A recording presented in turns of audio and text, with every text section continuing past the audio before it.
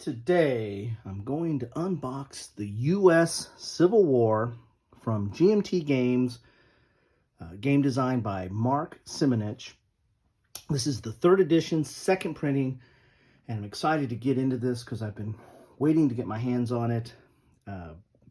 Missed out on the first edition and second edition whenever those came out, but I've been a Civil War, I don't know if you want to call it a buff, for quite some time. There was back when I was in grade school, there was a Civil War book that I checked out all the time, and my mom actually worked in the library, was a volunteer in the library, and I checked this book out all the time, and to the point of it was, frayed and worn and the like. And eventually, later on in life, I can't remember when I picked this up, maybe 15, 20, maybe 30 years ago, I picked up the paperback version of that book, and this was that book that got me into the Civil War. We would travel on summer vacations, and my dad is originally from the South and just grew up just outside of Atlanta. So I visited, Civil War sites growing up and talked with relatives, and so always had a little bit of an interest in this period. But this book was one thing that really kind of brought me into this world. The maps like this just fascinated me, and you had little stories and discussions about it. And this was the book that kind of got me into the Civil War. I had another friend that got me into, or introduced me into wargaming, and that was mainly through, Panzer Blitz and Squad Leader and Third Reich. It was mostly World War II stuff. But this was kind of my entry into the history of it all, and just fascinated by that, by this era. And so, I've done an exploration on strategic level Civil War games, and I'll put a link to that down below. But again, I didn't have this one, so I'm going to have to probably revisit that.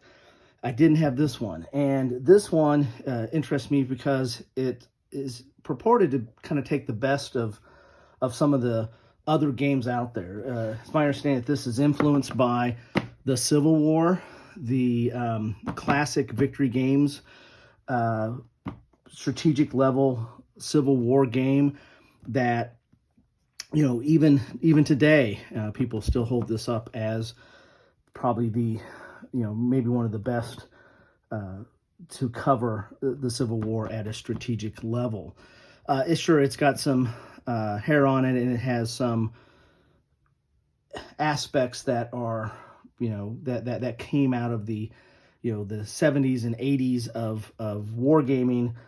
But this is a good one. I haven't played this as much as I always wanted to, because this was tough to get to the table, both with kind of its complexity and with the maps. I mean, it takes up a pretty good table space when you get it out there. The other game that my understanding that this game draws influence from, or tries to incorporate some elements, is For the People, which is Mark Herman's, card-driven adaptation of the strategic level Civil War. And it has its fans and detractors as well, but mostly fans that really like this system and appreciate how it simplifies or abstracts certain things by using the card-driven mechanism. And this is very playable. I've actually played this more than I've played the Civil War from Victory Games. So I was interested to get my hands on this, as it is, my understanding is, it brings some of the best elements from both of these games into one. So let's take a look here into, and it's nice thick box there. Here's the back of the box, and it is heavy because I think this is a mounted board here. See, 2 map boards, 3 die-cut counter sheets, 2 setup cards, 30 action cards, basic and advanced rules booklet, 2 player aid cards, 2 army displays, and 6 6-sided dice. Here's this example of the counters. Complexity is a 6. Solitaire suitability is a 5. And there is an example of the map there. So, and it's a 2 mounted maps in there. So let's see what let's get into this and see what we have. I've been reading up on this a little bit, watching a few videos. I'm a little late to the party on this one. And my understanding is that one of the changes that they've made in this edition is I think they've separated out maybe the rules or tweaked the rules a little bit, especially on naval. I think the naval rules add a level of complexity that takes us up a notch. That the base game is fine. I'm not saying it's easy, but it's the naval rules, my understanding is you can get a little bit more detailed with the naval rules, and that will add a little bit more to your complexity here. So get that open there. Nice thick box there. I think that's a 3-inch box. Then you have the rules of play, which is color. That's not shiny. I like that. I don't like it when it's too shiny because you get a reflection or it's hard to read or you get some glare. 2021 GMT. So this is, again, the 3rd edition, 2nd printing. There's an index on the back.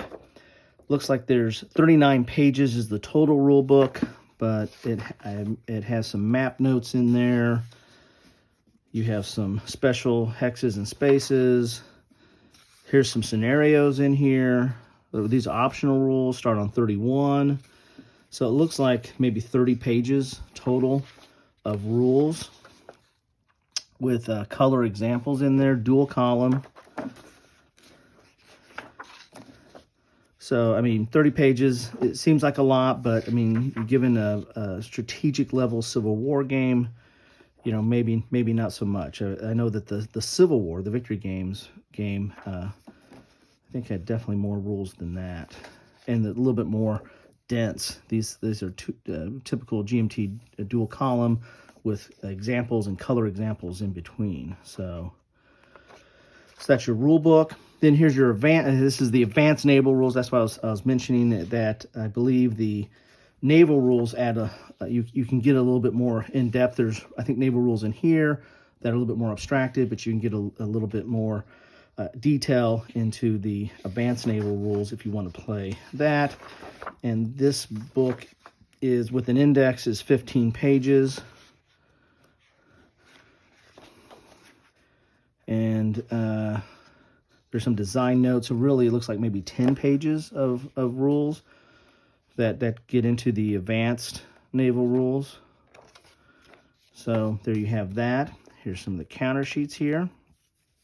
I think it said there was 3 counter sheets. So you got some markers here. Here's some leaders. There's Robert E. Lee. And here's Grant. And you have some maybe control markers and some chart or track type administrative markers there. These are double-sided. And then you have your strength points. Again, this is strategic level, so you're not going to have individual units. You're just going to have an abstracted strength point marker that's going to tell you how big your force is, which again comes from those other 2 games, or is similar to those other 2 games as well. Looks like you have some fortification markers or fort markers here. Looks like you have some entrenchments maybe, or breastworks or something, some defensive measures. Arsenal, some die modifiers, some destroyed. So this is mostly administrative. Here's some fleet or naval markers over here as well. Then you have some artillery. There's some leaders, some naval leaders. Again, that's double-sided. So not a ton of markers, but again, you know, at a strategic level, probably don't need a ton. Here's the Union Army display and Confederate Army display. These are probably these are one-sided because you'll keep these out and keep track of counters in here or strength points. Here's a Union setup card for the 1963 scenario, the 1961 scenario. That's kind of nice. And then you have the 1963 scenario, 1961 scenario. So I wonder if there's two scenarios and maybe a campaign game, maybe? I don't know, I have to look into that. Looks like there are two identical player aids. Here's your combat results, random states table, surrender table, blockade table, supply and attrition, supply matrix. Here's your list of actions, list of special actions, sequence of play, intercept and avoid, and your terrain effects chart, and some marker definitions or descriptions here. So nice little player aid. Oh, you get a counter tray. I wonder if that, with 3 sheets, I wonder if that can all fit in here. There's your GMT counter trays. These are a hot commodity nowadays. There's some cards here. We'll get to those in a second. Here's some dice. 3 blue, 3 red. Where is the gray or the butternut? There's a little spacer here just for packing. And then you get the maps. Oh, man. And there's another spacer there for packing to keep stuff in place while it ships. Let's move this stuff over here for now so that we can look at these maps a little bit. Try to look at these maps a little bit. They're mounted. And this looks like the bottom map here, possibly. No, this is probably left and right. Wow, I don't know if I'm going to have enough space to do this, and see if I can do this without hitting the camera. So this is, let me pull out a little bit here. This is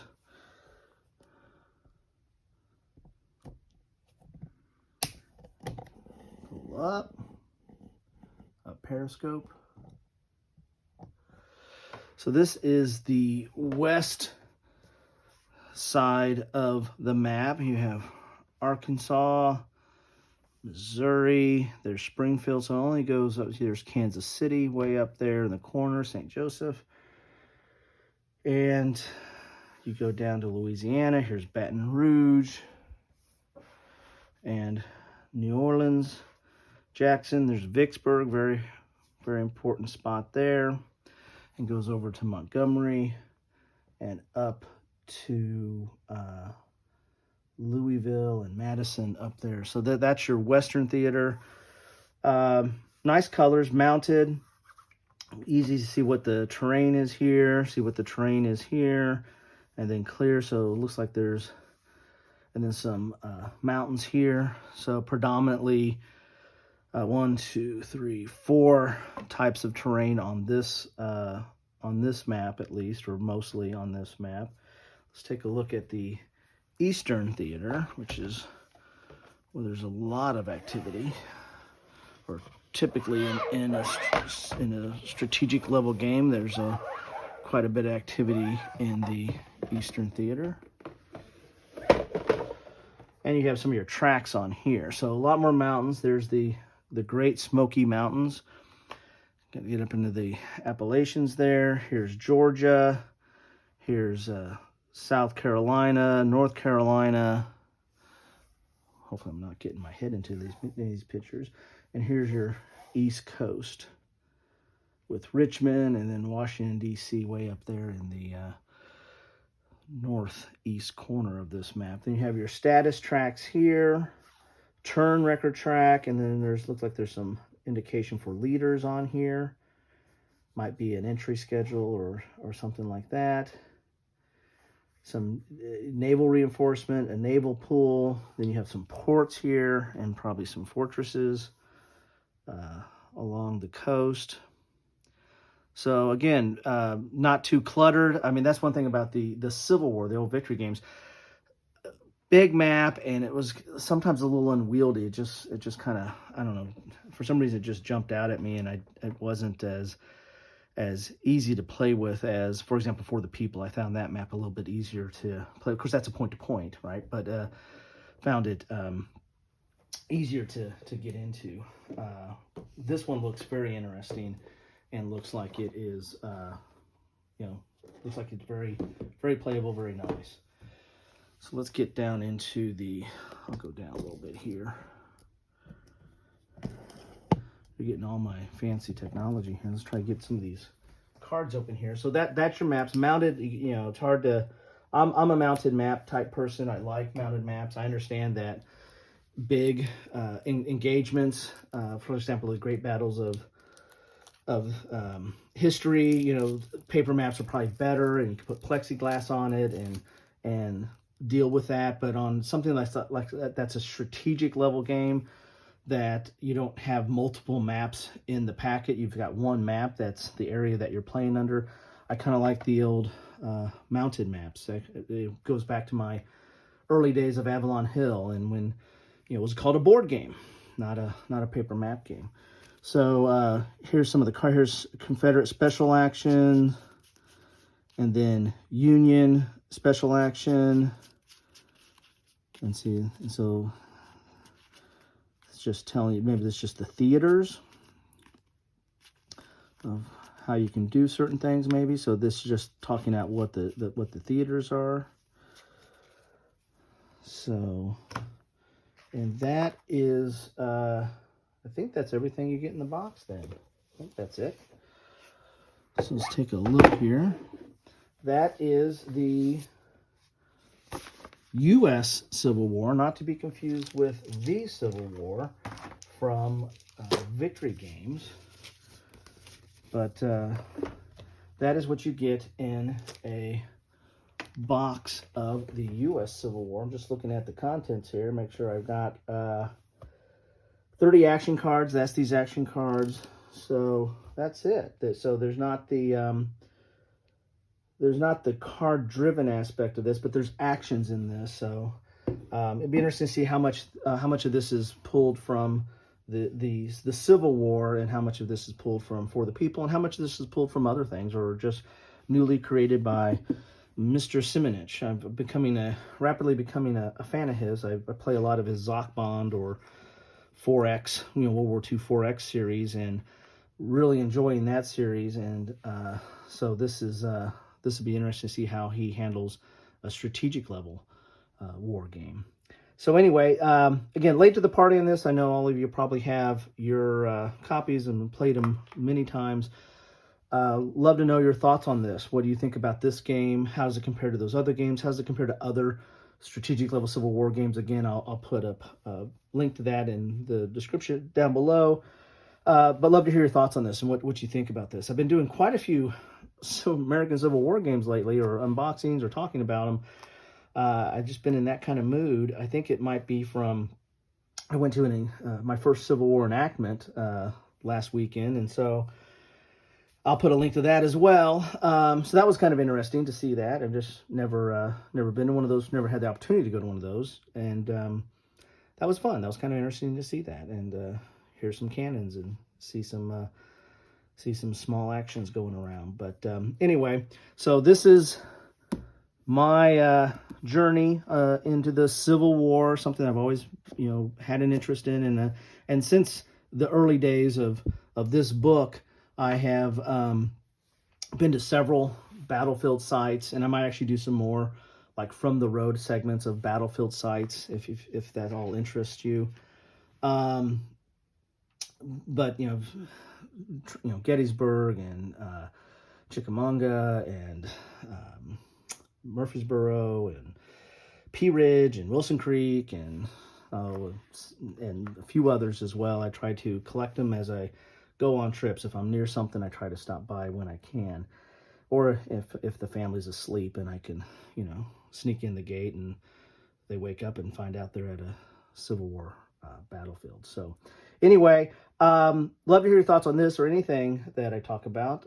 Thank you for spending some time with me. I know it's precious, so any amount of time you spent is greatly appreciated, and hope you have a great rest of your day.